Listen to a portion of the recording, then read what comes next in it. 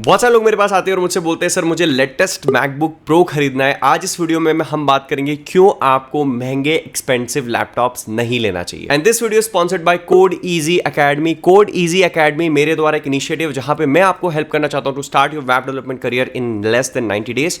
Check out the link in the description and join the free training. सबसे पहला reason है expensive laptops नहीं लेने का, वो है there is no need of expensive laptops. बहुत सारे लोगों को ऐसा लगता है कि हमें अगर कोडिंग सीखना है या हमें कुछ करना है या फिर हमें कुछ एडिटिंग या कुछ भी सीखना है तो उसके लिए हमें बहुत महंगा लैपटॉप लेना पड़ेगा। 80,000 90,000 1 लाख का लैपटॉप लेना पड़ेगा या फिर बहुत महंगा ब्रांड में हमें जाना पड़ेगा। फॉर एग्जांपल एप्पल के मैकबुक्स को हमें लेना पड़ेगा, but that is not truth. अगर आपको कोडिंग सीखना स्टार्ट करना है, ज़्यादातर अगर आप कोडिंग की बात करें तो कोडिंग के लिए आप एक बहुत ही मीडियम कॉन्फ़िगरेशन वाला जो लैपटॉप है उससे आप कोडिंग स्टार्ट कर सकते हो। मैंने भी थोड़े दिन पहले वीडियो बनाया था कि आपको क्या कॉन्फ़िगरेशन चाहिए, वो आप देख लीजिएगा। इससे आपको क्लियर हो जाएगा कि किस तरह का लैपटॉप चाहिए। तो एक मैं अगर बजट आपको बताऊं तो 35,000 के अराउंड आपको बहुत अच्छा लैपटॉप मिल सकता है जिसमें आप आराम से कोडिंग कर सकते हैं। आपको 50,000 60,000 80,000 1 लाख 1.5 लाख मैकबुक्स जो होते हैं एक सवा लाख के, वो लेने की ज़रूरत नहीं है।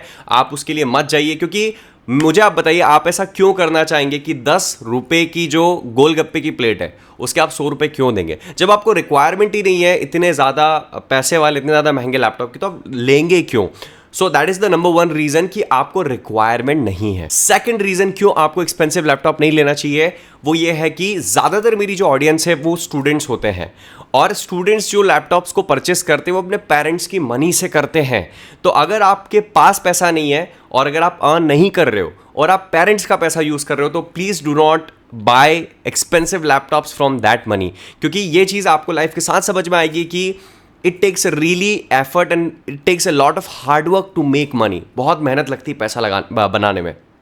और आपको आसान लग सकता है कि ठीक है हमें तो देना नहीं पड़ रहा है, हमें पापा 50,000 की लैपटॉप चाहिए या मैकबुक ही चाहिए, इससे नीचे काम नहीं चलेगा, है ना। और वो बेचारे उनको नॉलेज नहीं होता है, वो मजबूरी में आपको पैसा दे भी देते हैं। सो प्लीज़ आप अपने पेरेंट्स का जो पैसा है उसको बहुत ही केयरफुली यूज़ करें, और वो पैसा आपका नहीं। जब आप कमा रहे हो तब आप कुछ भी उस पैसे का कर सकते हो। मैं स्टिल बोलूँगा कि आपको पैसा वेस्ट नहीं करना चाहिए, बट स्टिल अगर आप आपके पेरेंट्स के पैसे से खरीद रहे हो तो जो मिनिमम से मिनिमम रिक्वायरमेंट है उतना ही खरीदो। और अगेन मैंने बोला आपको कि अगर लैपटॉप में आप जा रहे हो Core i3 8GB रैम और 256 SSD के साथ जो 35,000 के आसपास आपको मिल जाएगा, उससे आपका काम हो सकता है। थर्ड रीजन जो है आपका एक्सपेंसिव लैपटॉप नहीं लेने का वो ये है कि हर कुछ सालों में टेक्नोलॉजी जो है वो इंप्रूव होती है।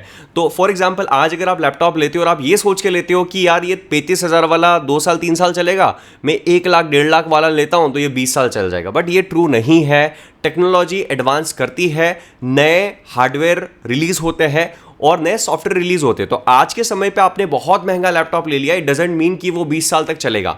तो यहाँ पे ऐसा नहीं होता कि एक बार ले लिया तो टेंशन खत्म।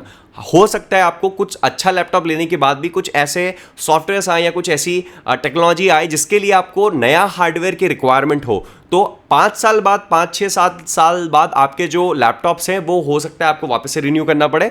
तो आज अगर आप महंगा ये सोच के ले रहे हो कि फ्यूचर में काम आएगा, तो करंटली अगर आप उसको यूज नहीं कर रहे हो, उसकी पूरी पावर को यूज नहीं कर रहे हो, तो वो वहां पे वेस्ट हो जाएगी। दैट इज द रीजन आपको जितनी रिक्वायरमेंट है, आपको लगता है कि ये 6 महीने 1 साल में मुझे थोड़ा ज्यादा पावरफुल पीसी या लैपटॉप लग सकता है, तो उसके हिसाब से ले। अदरवाइज बहुत ज़्यादा महंगा लैपटॉप ना लेके ये सोच के कि मुझे फ्यूचर में इसका काम आएगा और फ्यूचर में ये सारे काम मेरे आसान कर देगा और फ्यूचर के लिए मैं ले रहा हूँ। इसके बाद 4th पॉइंट आता है कि अगर आप लैपटॉप्स के लिए जा रहे हो, बहुत महंगे लैपटॉप्स के लिए जा रहे हो, तो आपको एक बार सोचना पड़ेगा कि आप लैपटॉप्स की बजाय डेस्कटॉप के लिए आपके लिए जाना ज़्यादा सही होगा। उसका मैं आपको रीज़न बताता हूँ, क्योंकि लैपटॉप्स में क्या होता है, फॉर एग्जाम्पल के लिए आप 1 लाख रुपए का लैपटॉप ले रहे हो जिसके अंदर Core i5 प्रोसेसर है, Core i7 प्रोसेसर है और 16GB रैम है और कोई एक एवरेज ग्राफिक कार्ड है, वो आपको 1 लाख का पड़ रहा है। सेम कॉन्फ़िगरेशन आप अगर डेस्कटॉप में जाओगे तो आपको 60-65 हज़ार में मिल जाएगा। और एक और मैं आपको बात बताता हूँ कि अगर आप परफॉर्मेंस की बात करते हो तो डेस्कटॉप जो होते हैं वो ज़्यादा पावरफुल होते हैं।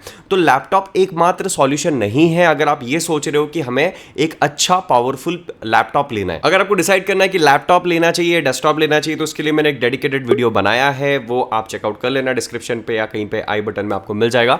तो लैपटॉप की जगह आप डेस्कटॉप पर भी जा सकते हैं, डेस्कटॉप ज्यादा पावरफुल भी रहेगा और आपका बहुत सारा पैसा भी बच जाएगा। पांचवा रीजन है, बहुत सारे लोग मैकबुक्स की तरफ जाते हैं जिसका जो प्राइस ही स्टार्ट होता है 80-90,000 से और जो 1.5 लाख 2 लाख 2.5 लाख 3 लाख 4 लाख तक जाता है। तो बहुत सारे लोग बोलते हैं सर कोडिंग सीखना है, एडिटिंग सीखना है, एप्पल के लैपटॉप्स बहुत अच्छे होते हैं और हम उसके लिए जाते हैं। तो आपको एप्पल के लैपटॉप्स खरीदना नहीं चाहिए। उसके मैं कुछ रीजंस आपको बताता हूं। अगर आपका पहला लैपटॉप है, आपने कभी लैपटॉप इससे पहले नहीं खरीदा, नहीं परचेस किया है, और अगर आप पहला लैपटॉप ही मैक ले लेते हैं तो मैक की कुछ लिमिटेशंस होती है जो विंडोज में नहीं होती है। उसके बाद जो आप 1 लाख रुपए पे करेंगे ना एप्पल के लैपटॉप के लिए, वही कॉन्फ़िगरेशन वही पावर वाला आपको सस्ता लैपटॉप मिल सकता है दूसरे ब्रांड में, और वही चीज़ आपको डेस्कटॉप में मिल सकती है। तो मैं हमेशा सभी को सजेस्ट करूंगा कि अगर आप एप्पल के लैपटॉप्स के लिए जाना चाहते हैं तो आप पहले एक पीसी लैपटॉप, पहले अगर आपका पहला कंप्यूटर, तो पहला कंप्यूटर आपका वो नहीं होना चाहिए because of the limitation of the Apple laptops. अब मैं ये बात इसलिए बोल रहा हूं कि मैंने एक लैपटॉप भी यूज किया है लिनोवो का बहुत समय तक, Core i3, उसके बाद मेरे पास ये Core i9 प्रोसेसर वाला डेस्कटॉप भी है जो कि बहुत पावरफुल है, और उसके बाद मैंने मैकबुक प्रो भी यूज किया है Core i9 प्रोसेसर वाला 2.5 लाख का जो जिसका प्राइस है। तो मुझे पता है कि डिफरेंसेस क्या है। तो मैं हमेशा सभी को बोलूंगा कि पहला लैपटॉप अगर आप खरीद रहे हो तो डायरेक्टली मैकबुक प्रो में मत जाओ, स्टूडेंट्स है तो मैकबुक प्रो में मत जाओ। इनिशियली आप स्टार्ट करो तो एक छोटा लैपटॉप लो, आप उस पर काम करो, चीजें सीखो, फिर उसके बाद अगर आपको लगता है कि कुछ ऐसे काम है जिससे कि आपको मैकबुक प्रो की जरूरत है, तब आप मैकबुक प्रो में जाओ। एक और कारण होता है मैकबुक प्रो लेने का, वो ये कि अगर आपको एप्पल डिवाइसेस के लिए कोई भी कोडिंग करनी है जिसमें एक्सकोड की ज़रूरत लगती है, आईफोन के लिए, मैकओएस के लिए, तो उसके लिए फिर आपको मैकबुक प्रो की ज़रूरत लगेगी।